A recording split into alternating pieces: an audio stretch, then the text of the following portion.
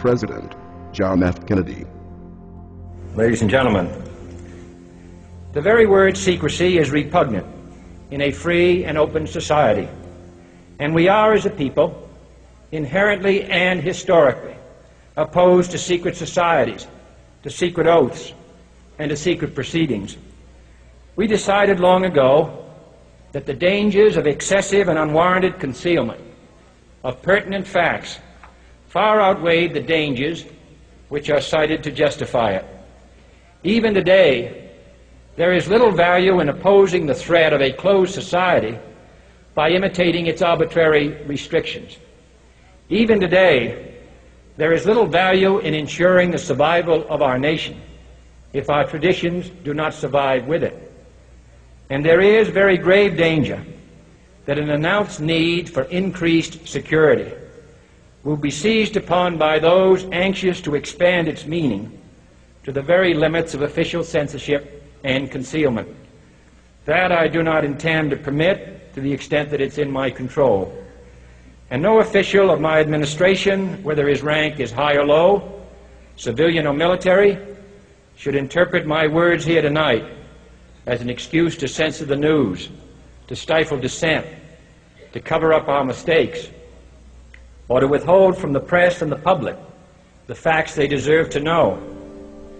For we are opposed around the world by a monolithic and ruthless conspiracy that relies primarily on covert means for expanding its sphere of influence, on infiltration instead of invasion, on subversion instead of elections, on intimidation instead of free choice, on guerrillas by night instead of armies by day. It is a system which has conscripted vast human and material resources into the building of a tightly knit, highly efficient machine that combines military, diplomatic, intelligence, economic, scientific, and political operations. Its preparations are concealed, not published. Its mistakes are buried, not headlined. Its dissenters are silenced, not praised. Its dissenters are silenced, not praised.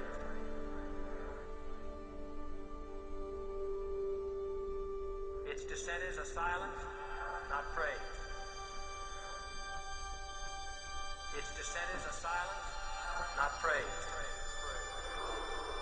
Its dissenters are silenced, not praised. Its dissenters are silenced, not praised.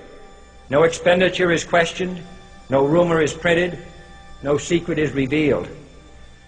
No president should fear public scrutiny of his program, for from that scrutiny comes understanding, and from that understanding comes support or opposition, and both are necessary. I am not asking your newspapers to support an administration, but I am asking your help in the tremendous task of informing and alerting the American people. For I have complete confidence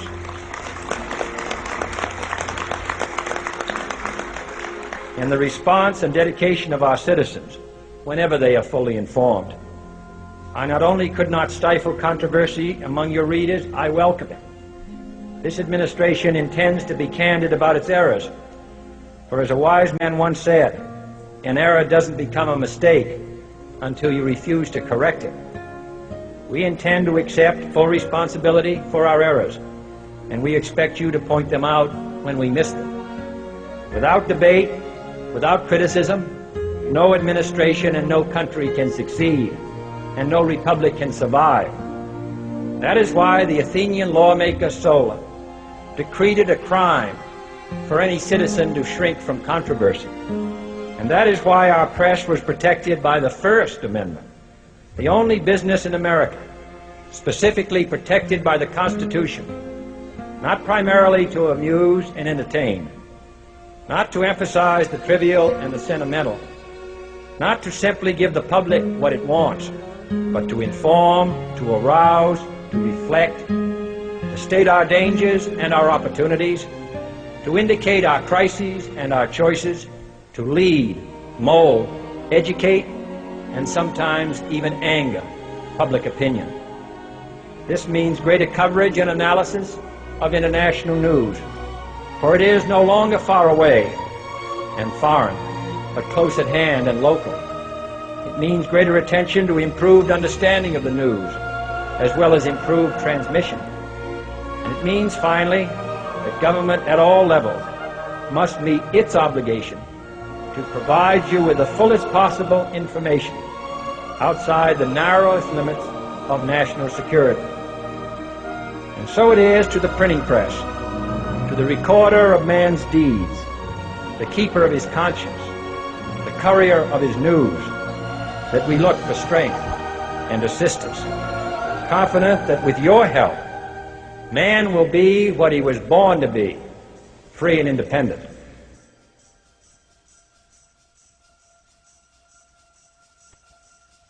You were both in Skull and Bones, the secret society. It's so secret we can't talk about it. What does that mean for America? The conspiracy theorists are going to go wild. I'm sure they are. I don't know. I haven't seen the web. Number 322? You both were members of Skull and Bones, a secret society at Yale. What does that tell us? Not much, because it's a secret. Is there a secret handshake? Is there a secret code? I wish there were something secret I could manifest. 322, a secret number? There are all kinds of secrets, Tim, but one thing is not a secret. I disagree with this president's direction that he's taking the country. We can do a better job, and I intend to do it. And we'll be watching. Be safe on the campaign trail. John Kerry, thanks for joining us. And we'll be right back. It's good to be back at the Council on Foreign Relations. As Pete mentioned, I've been a member for a long time and was actually a director for some period of time. I never mentioned that when I was campaigning for re-election back home in Wyoming.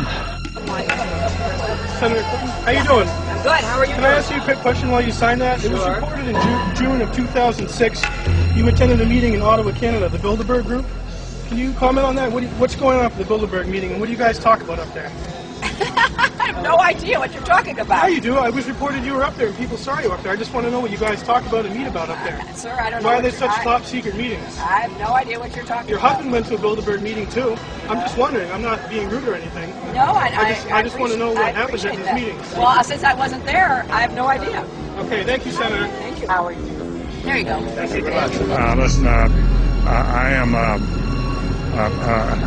happy member of the Bohemian Grove. I like the folks who come there, and it's really inappropriate for me to talk about the group beyond that. Thank you. Have you been there for the ceremony with the cremation of care? Frankly, I don't think that's something I need to talk to you about.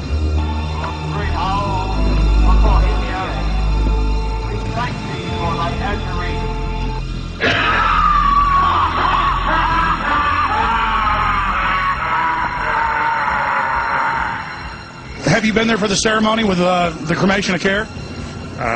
Frankly, I don't think that's something I need to talk to you about. Really? That's right. Well, I'm Alex Jones, and I snuck in there in 2000. I'm the guy that blew it wide open and got the video. It's been on national TV. Well, I disrespect you for that. You do? I do. But there's a lot of big public officials going in there. Don't we deserve to know? I don't know anything about you, and I don't know anything about your film. But if you go in there with an understanding, you violated that understanding by releasing that film, and I don't respect you for that. Really? But we have public officials. I'm sorry, you took an understanding when you went in there that you would not do that film. And did you have an understanding when you went in there? No. Did you crash it? Yes. Yeah, and it has no trespassing signs there too, doesn't it? No, they put yes, one after. Oh, I'm sorry. I'm sorry, sir. I've been there before. I know what the circumstances are, and I'm sorry you violated the understandings. But that was not a gentlemanly thing to do. But what about the ritual? Is the ritual genuinely?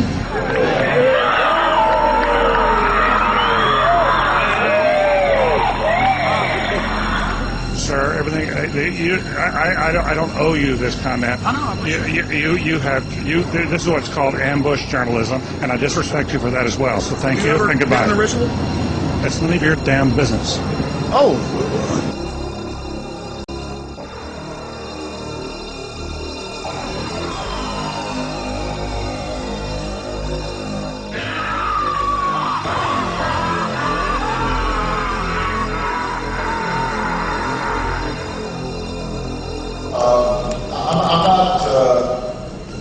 The Council on Foreign Relations, I don't know if I'm an official member. I've spoken there before.